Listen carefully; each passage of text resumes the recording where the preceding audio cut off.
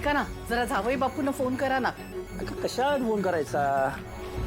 कशाला काय, अधिक मास आहे ना, जावई बापूंचं मानपान नको करायला. ते खांडेकर बघा सगळं कसं थाटामाटात करतात. आपल्याकडून काही राहून जायला नको. आपली मुलगी दिलीये तिकडे. काही गरज नाहीये त्याची. काय गरज नाहीये म्हणजे? जावई बापूंचं मानपान करायला नको? हो करायला हवा ना, पण त्यासाठी फोनवरून आमंत्रण द्यायची काही गरज नाहीये. का गई, असं काय झालंय? माझं कौशिकीताईंबरोबर फोनवर बोलणं झालंय. सांगितलंय मी त्यांना की दोन्ही जोडप्यांना पाठवून द्या म्हणून. दोन्ही जोडप्यांना? सासूबाई, केदारला मी या घरचा जावई मानत नाही. आणि परक्या लोकांवर पैसे खर्च करायला ना, पैसे वर नाही आलेत आमचे.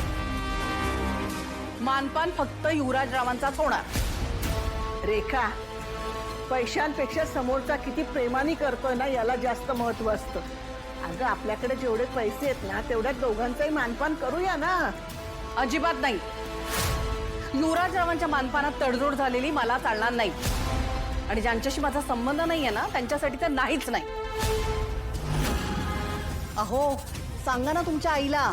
तो काय सांगणार मला? मीच सांगते तुम्हाला. तुमचा काही संबंध नाही ना तिच्या बरोबर, मग या घराशी सुद्धा तुमचा काहीही संबंध नाही.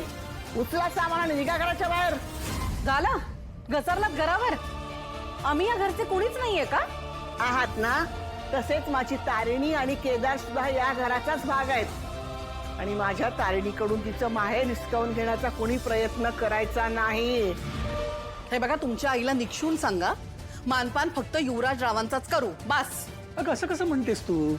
तारिणी ही माझी मुलगीच आहे आणि केदारचा मानपान करणं हे माझं कर्तव्य आहे. वा, छान. नको त्यावेळी बरोबर कर्तव्य आठवतात ना तुम्हाला? नाही, करा करा. नाहीतरी माझ्या शब्दाला इथे किंमत कुठे आहे म्हणा.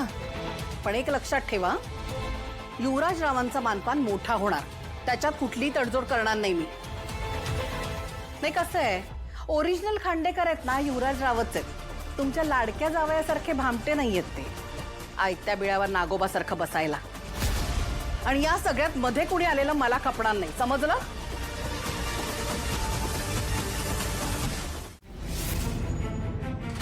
जेनी, काय? जा ना, जा ना म्हटलं मी. जा आता, शॉपिंग करायची ना, जा. मी एकटीच? अरे तू पण येतोयस ना? हो आलोच मी. तू आधी सुरुवात तर कर शॉपिंगला. जा, मी येतो.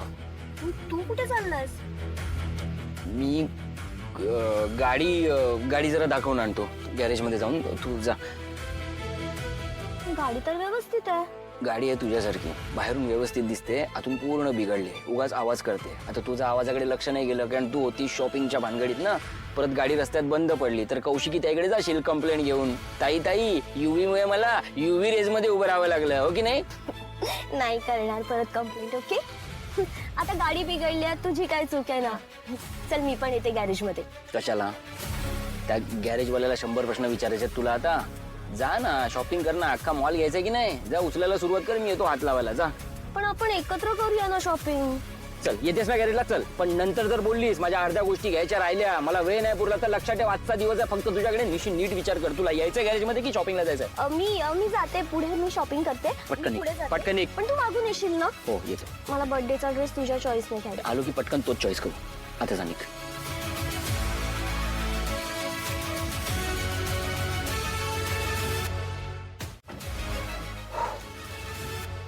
आता विचार जे काय विचारायचं ते.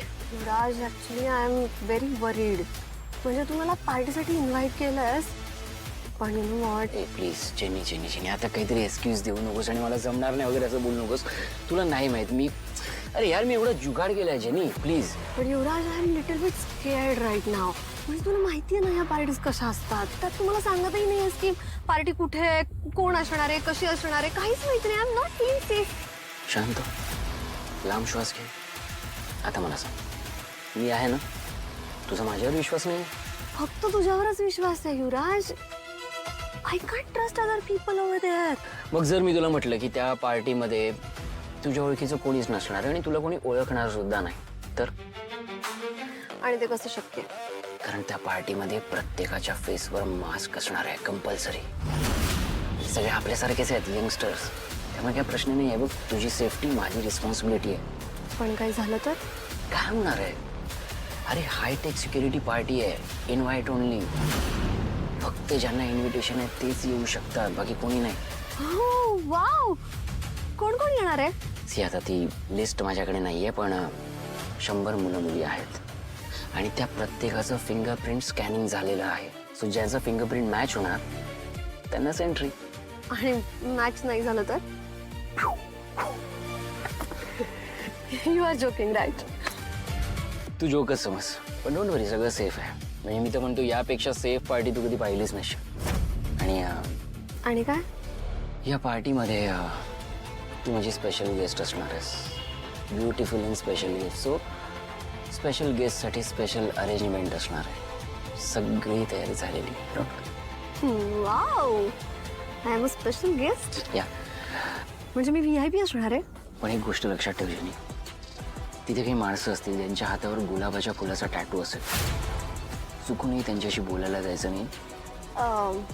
का असं? कारण ते दुसऱ्या कोणाची तरी स्पेशल गेस्ट असणार आहेत म्हणून. I C.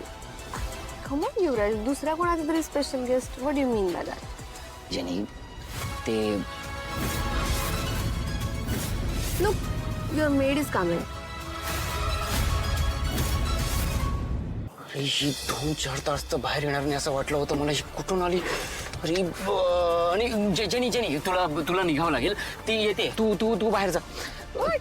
तू बाहेर जा, ती येते. दॅट्स ओके, मेडच आहे ना ती. हा मग ठीक आहे. अरे मी बोलते तुला कॉल नको, तू नको, मी तुझे पाया पडतो. तू